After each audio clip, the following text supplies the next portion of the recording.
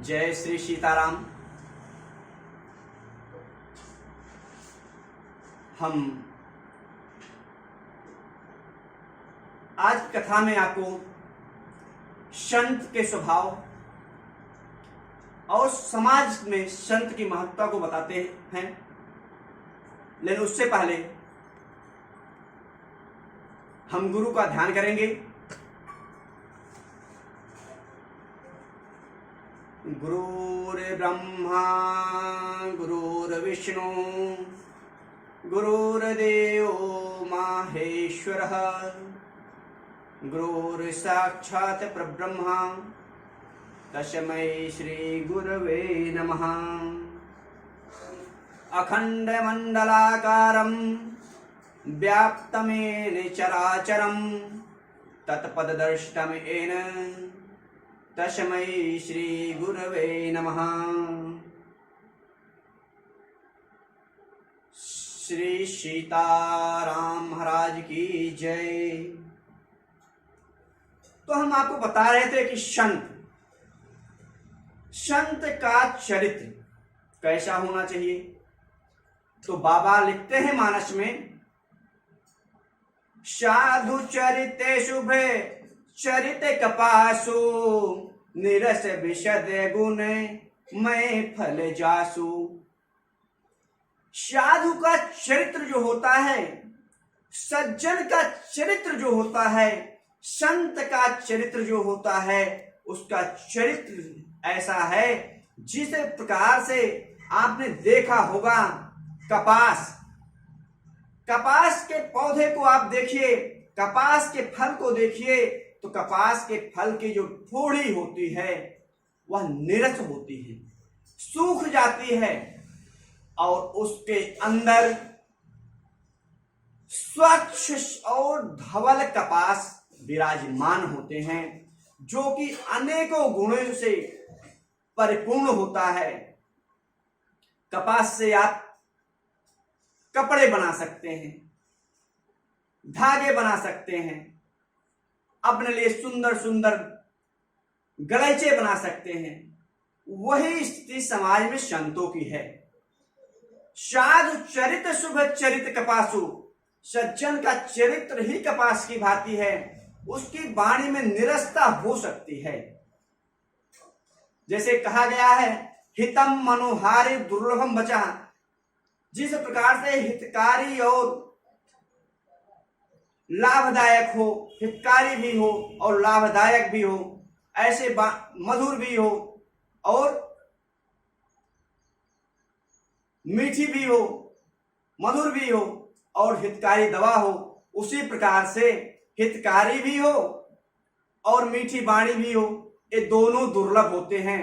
तो संत का जो स्वभाव होता है वो नीरस हो सकता है, लेकिन संत अनेक गुणों की खान होता है।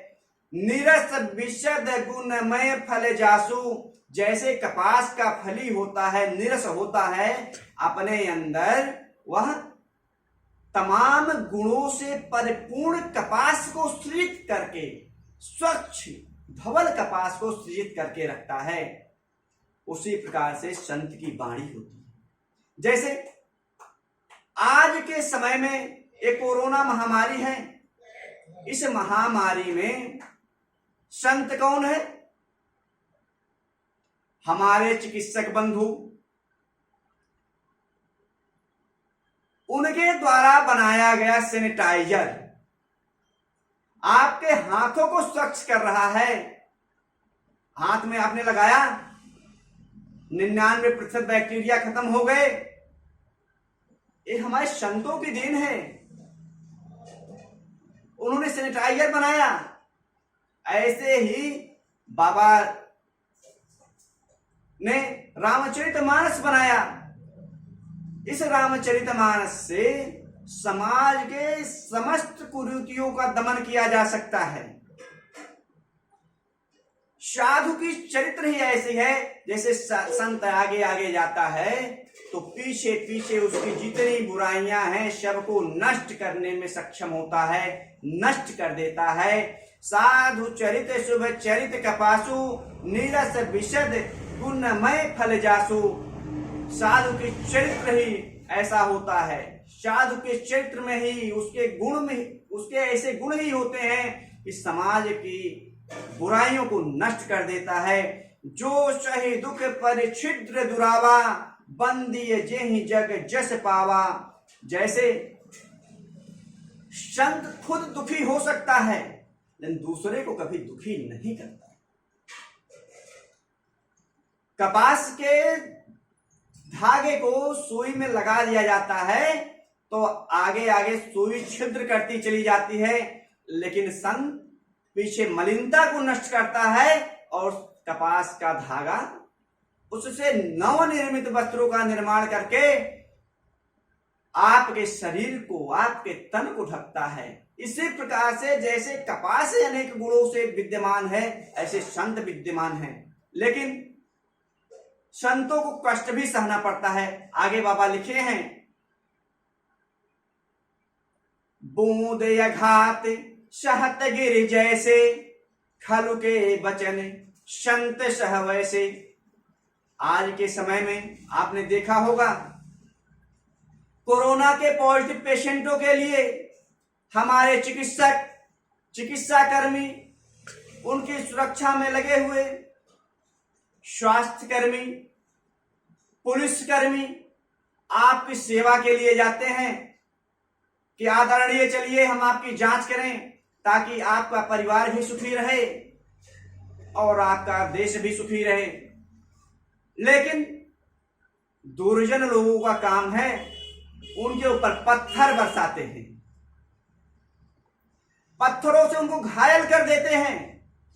लेकिन संत का स्वभाव है जैसे पर्वत के चोटियों पर वर्षा की जलें निरंतर गिरती रहती हैं और उसको सह करके उन नए नए फल पौधों को उत्पन्न करते रहते हैं, उसी प्रकार से जैसे आज इस महामारी में हमारे चिकित्सक खुद को जोखिम में डाल करके आपकी सेवा कर रहे हैं, समाज की सेवा कर रहे हैं, ऐसे ही बूंद अघात सहत गिर जैसे, खलु के बचन संत सह वैसे।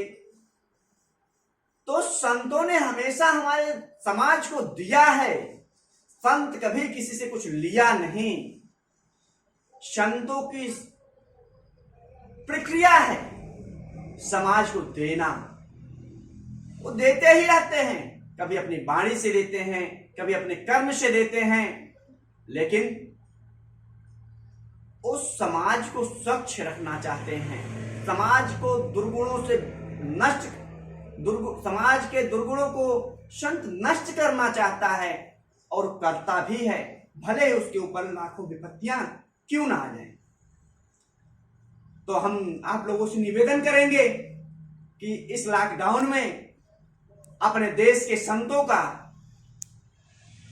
साथ दें, अपने घरों में रहें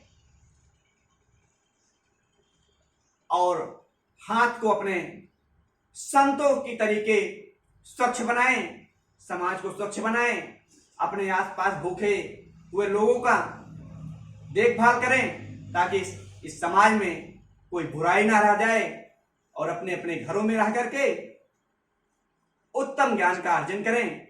जय श्री सीताराम।